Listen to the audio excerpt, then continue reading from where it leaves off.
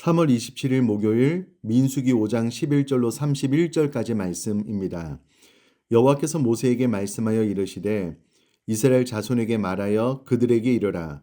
만일 어떤 사람의 아내가 탈선하여 남편에게 신의를 저버렸고 한 남자가 그 여자와 동침하였으나 그의 남편의 눈에 숨겨 드러나지 아니하였고 그 여자의 더러워진 일에 증인도 없고 그가 잡히지도 아니하였어도 그 남편이 의심이 생겨 그 아내를 의심하였는데 그의 아내가 더럽혀 졌거나 또는 그 남편이 의심이 생겨 그 아내를 의심하였으나 그 아내가 더럽혀지지 아니하였든지 그의 아내를 데리고 제사장에게로 가서 그를 위하여 보리가루 10분의 1 에바를 헌물로 드리되 그것에 기름도 붓지 말고 유향도 두지 말라. 이는 의심의 소재요 죄악을 기억나게 하는 기억의 소재라.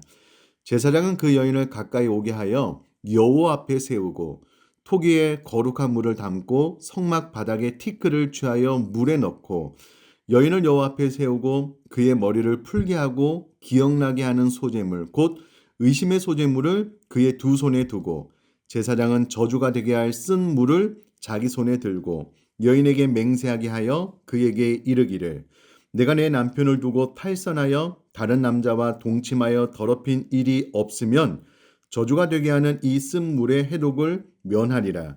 그러나 내가 내 남편을 두고 탈선하여 몸을 더럽혀서 내 남편 아닌 사람과 동침하였으면 제사장이 그 여인에게 저주의 맹세를 하게 하고 그 여인에게 말할지니라. 여호와께서 내 넓적다리가 마르고 내 배가 부어서 내가 내 백성 중에 저주거리 맹세거리가 되게 하실지라. 이 저주가 되게 하는 이 물이 내 창자에 들어가서 내 배를 붓게 하고 내 넓적다리를 마르게 하리라 할 것이요 여인은 아멘 아멘 할지니라. 제사장이 저주의 말을 두루마리에 써서 그 글자를 그 쓴물에 빨아넣고 여인에게 그 저주가 되게 하는 쓴물을 마시게 할지니 그 저주가 되게 하는 물이 그의 속에 들어가서 쓰리라. 제사장이 먼저 그 여인의 손에서 의심의 소재물을 취하여 그 소재물을 여호와 앞에 흔들고 제단으로 가지고 가서 제사장은 그 소재물 중에서 한 움큼을 취하여 그 여자에게 기억나게 하는 소재물로 제단 위에 불사르고 그 위에 여인에게 그 물을 마시게 할지라. 그 물을 마시게 한 후에 만일 여인이 몸을 더럽혀서 그 남편에게 범죄하였으면 그 저주가 되게 하는 물이 그의 속에 들어가서 쓰게 되어 그의 배가 부르며 그의 넓적다리가 마르리니 그 여인이 그 백성 중에서 저주거리가 될 것이니라. 그러나 여인이 더럽힌 일이 없고 정결하면 해를 받지 않고 임신하리라.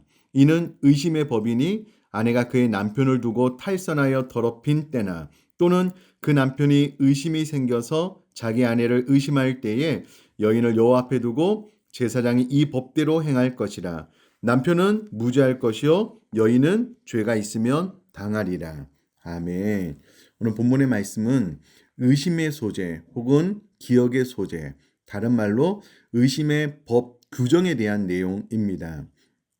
21세기를 살아가는 오늘날 우리가 이 본문의 말씀을 언뜻 보면 아내에게 너무나도 불리한 것 아닌가라고 생각이 드는 본문의 내용입니다. 그러나 이 내용을 자세히 들여다보면 21세기에 살고 있는 우리에게도 이 말씀이 깊은 교훈을 주고 있다는 것을 알 수가 있습니다. 우선에 이 본문이 쓰여진 그 배경을 먼저 인지를 할 필요가 있습니다. 이때 당시에 이와 같은 내용이 기록될 당시에는 고대 근동에서의 일이기 때문에 아마도 이 남편에게 의해서 부당하게 의심을 받는 여인이 남편으로부터 버림을 당하거나 가정과 사회에서 소외를 당하는 경우가 있었습니다. 따라서 부당하게 의심을 받는 여인 편에서 오히려 이 무고한 의심을 해결할 방도가 필요하기도 하였습니다.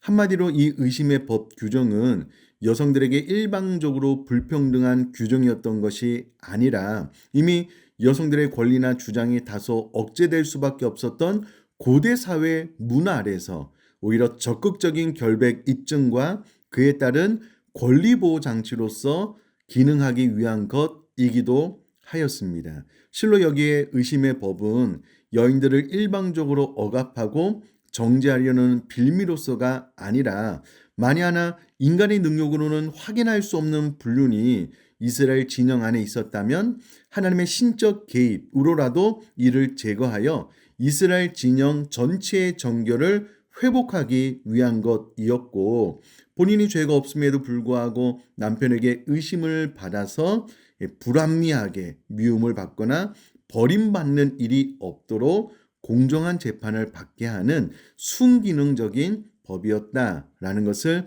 기억할 필요가 있습니다. 동시에 민수기 전체의 문맥에서 보다 넓게 바라볼 때에 이 의심의 법은 근본적으로는 사실 아무 근거도 없이 야기된 의심이 계속 방치되면 안 되잖아요. 그렇게 되면 이스라엘 진영 내에 그 가장 작은 사회 구성단인 가정에서부터 불필요한 의심과 분열의 위험이 계속 방치되는 것이기 때문에 그것을 제거, 해소하려는 장치입니다. 또한 하나님이 직접 개입한 신적 정죄 과정을 미리 경고함으로써 기혼자들의 불륜을 사전에 방지하려는 예방책으로서의 의도 있는 그런 의심의 법 규정입니다. 그리고 이처럼 철저한 의심의 법의 시행은 역설적으로 이스라엘 가정은 물론 전체 진영 안에는 그 어떤 막연한 의심조차도 남아있어는 안 된다라는 것을 웅변하고 있는 것입니다. 정결하고 화목한 가정 공동체, 그리고 의심 없는 가정과 공동체가 되는 것의 중요성에 대해서 이 의심의 법 규정이 우리에게 교훈해 주고 있는 것입니다. 11절 말씀을 보면 여호와께서 모세에게 말씀하여 이르시되 라는 말씀을 통해서 이 규례를 주신 분이 하나님이시다. 모세는 전달자일 뿐이다 라는 것을 알 수가 있습니다.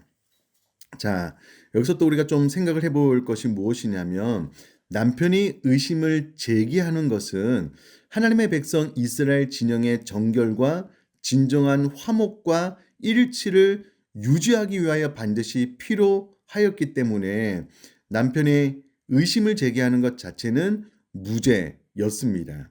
죄가 발견된다면 어떤 경우에도 그 여자는 물론 여자에게 부정을 저지르게 한 상대편 남자 등 누구도 결코 간과될 수 없습니다. 언뜻 보면 아내에게만 너무 불리한 법 아닌가라고 생각을 할 수가 있는데요. 만약에 이렇게 해서 불륜이 드러나게 되면 신명기 22장 22절에 보면 어떤 남자가 유부녀와 동침한 것이 드러나거든 그 동침한 남자와 그 여자를 둘 다 죽여 이스라엘 중에 악을 제할지니라 라는 말을 통해서 죄의 결과는 여자에게만 있는 것이 아니고 남녀 모두에게 동일하게 주어진다 라는 것을 알 수가 있습니다. 그러니 앞서 말씀드렸다시피 이것이 아내에게만 너무 불리한 법이 아니고 또 고대 가부장적 제도 하에서 이와 같은 법이 없다면 오히려 여인들이 더 어려움을 겪을 수 있다라는 것을 미연에 방지하는 좋은 법이다라는 것을 알 수가 있습니다. 뿐만 아니라 전체적인 내용을 좀 살펴보면 의심의 법 관련 규례를 11절부터 시작을 해서요. 의심의 제사 실시의 결과까지 30절까지 아주 많은 내용이 담겨져 있습니다. 그런데 의심의 제사 실시의 결과에 대해서는 31절에 간략하게 나와 있습니다. 이는 인간이 타인을 의심하는 행위는 참으로 조심스럽게 이루어져야 한다라는 것과 하나님 앞에서는 모든 의심의 결과가 그야말로 이런지하에 명료하게 드러날 것임을 보여주고 있습니다. 그러니 사랑하는 성도님들이 이 말씀을 통해서 우리가 절대로 하나님께서 허락하신 가정 외에 이 성을 사용하면 안 된다. 부정을 저질러서는 안 된다라는 것을 기억하고 주님 다시 오시는 그날 이와 같이 우리들의 모든 죄가 하나님 앞에 드러날 것을 두렵고 떨림으로 정결하고 또 의심 없이 화목한 가정, 우리 교회 공동체를 만들어 나갈 수 있기를 주님의 이름으로 축복합니다. 제가 한번 기도하겠습니다. 살아계신 하나님 아버지, 이스라엘 공동체 안에서 그 어떠한 의심도 미연에 방지할 뿐만 아니라 어떤 기혼자들의 불륜도 사전에 방지하기 위하여 이와 같이 엄격한 법을 주셨다면, 그리고 그 같은 죄가 반드시 하나님 앞에 드러날 것을 말씀해 주셨다면 저희들이 두렵고 떨리는 마음으로 정결하고 성결한 예수님의 신부로서의 삶을 살아나갈 뿐만 아니라 서로 의심하지 말고 화목한 가정, 교회 공동체가 이어질 수 있도록 은혜 허락하여 주옵소서. 감사드리며 예수님의 이름으로 기도드립니다. 아멘.